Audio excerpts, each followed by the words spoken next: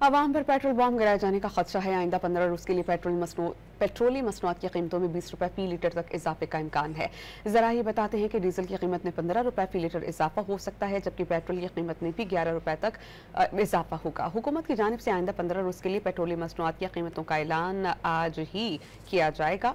ओगरा petroleum मसनूआत की कीमतों में रद्दोबदल की समरी वजारत पेट्रोलियम को भिजवाएगी, जिसके बाद वज़ीर ख़जाना वज़ीर आज़म की मुशावरत के बाद हतमी कीमतों का ऐलान रात 12 बजे करेंगे। ज़राई बताते हैं कि आलमी मार्केट में खाम तेल की कीमतों में इजाफे, रुपए की कदर में कमी के बायस पेट्रोलियम मसनूआत की कीमतों में इजाफा मुतवक्किल है।